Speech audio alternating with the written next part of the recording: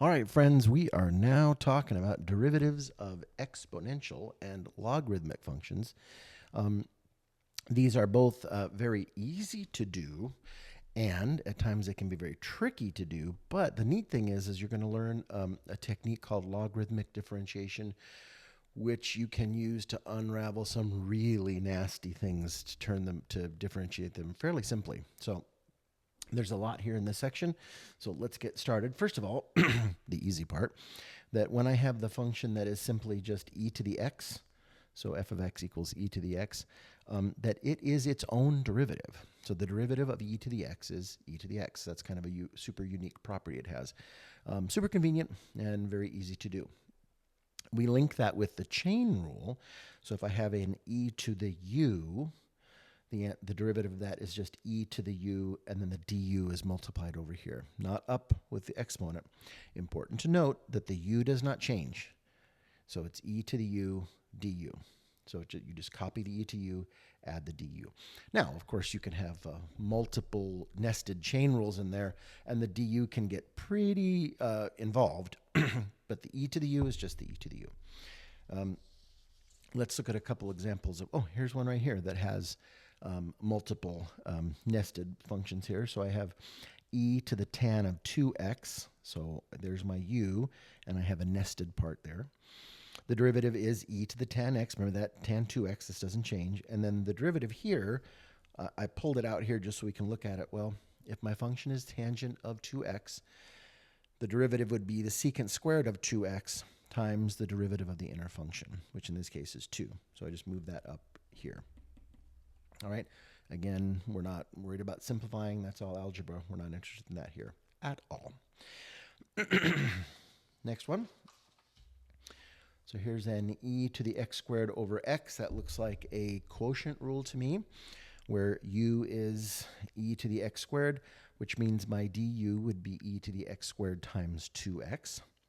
V is x, and dv would then be 1, obviously. And so I just plug that in. So here's v du. I separated those parts there so you can see them. Minus u dv all over v squared. So that's e to the x. So the other side of this is the ln of x. And ln of x is easy in its own way, in that the derivative of the ln of x is just 1 over x. If we turn that into the chain rule, the ln of u is du over u. Super important. Later on in Calc 2 and Calc 3, you're going to see this pattern when we integrate. We're not talking about integration right now. You don't know what that means, but when we do, you're looking for this pattern, and it pops up all the time. And so you'll know, where does that come from? It comes from the ln. So let's look at a couple of examples of that. So here I have the ln of x cubed plus 3x minus 4. So this is my u. And right away, I can find my du. Here's the du that goes with that. And then we just plug in du over u. So 3x squared plus 3 all over u. That's the derivative. Pretty straightforward. Now, here's this problem here is, I don't know why they put it here. This is really an introduction to the logarithmic differentiation, and I'll show you how that is here in just a minute. So here's the ln of x squared times sine x over 2x plus 1. Oh my goodness, is that a product rule in the numerator and a quotient rule? Oh my good. Yeah, you would be sad if we did it that way. But wait, we can use our rules of logarithms to break this thing apart. So remembering that in logarithms, when you have two functions being multiplied, that means you're adding them. So when I take the log of this, it's really the log of x squared plus, I said log, oops, the ln of x squared plus the ln of sine, that's plus. When you divide, it's subtraction, the ln of 2x plus 1. Now, also, when we have an exponent, that becomes a coefficient. So the ln of x squared becomes 2 ln x.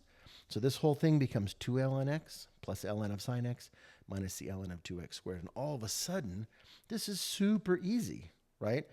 What's the derivative of 2 ln x? Well, it's 2 times 1 over x. What's the derivative of the ln of sine x? Cosine x over sine x. What's the minus What's the derivative of the ln of 2x plus 1? 2 over 2x plus 1. Simplest thing ever. So when you look at this, you're like, oh, I can't do that. But wait, we can use the power of logarithms to kind of unspool this, and all of a sudden it becomes really straightforward. So that's logarithmic differentiation. And I'll show you the specific technique here in just a second. In general, so we talked about e to the x, and we talked about the ln of x. You can do derivatives with other functions. We normally don't because they don't enjoy those cute features. So here's the rules for these. I'm introducing them to you. We're just not really going to see them that much, but they do exist. So if my function is the log base b of x, then the derivative is 1 over x times the ln of b. So you just do that little conversion. Same thing here. If I have a number to the x power, and I want to take the derivative, it's b to the x times the ln of b. And I'll show you a couple examples of that. So here I have 3 to the x over 3 to the x plus 2.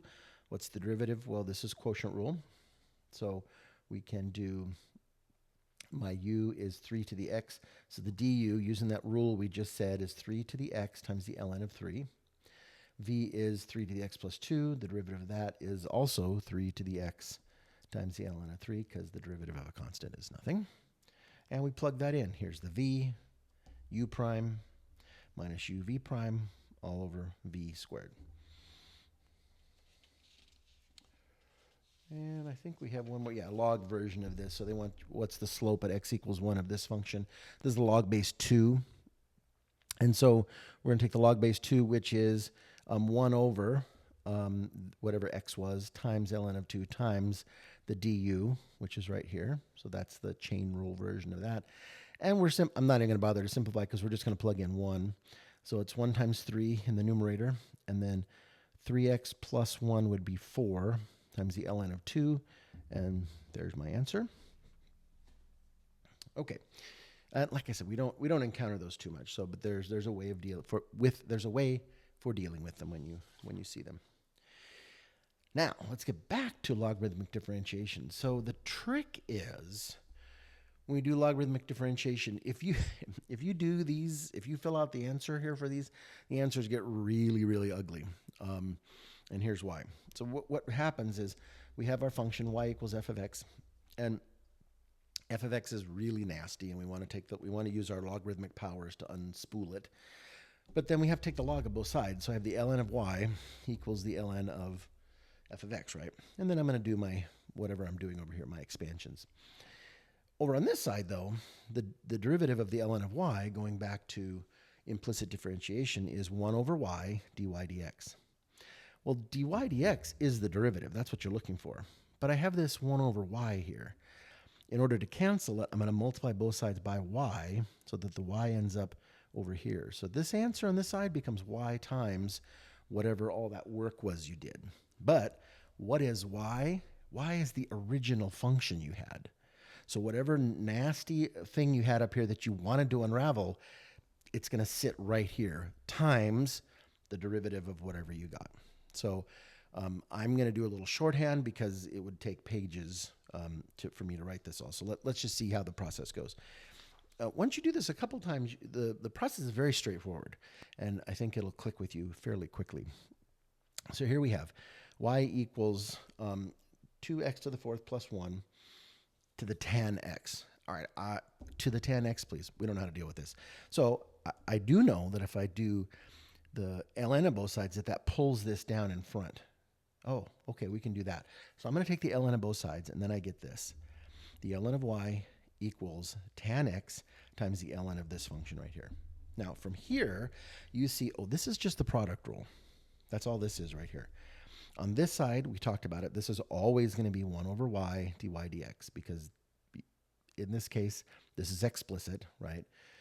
Obviously, if it's implicit, you have some other probably algebraic things to unravel, but in this case, it's just explicit. This side will always be that way. Over here, what a mess. So u is tan x, which means my du is secant squared x.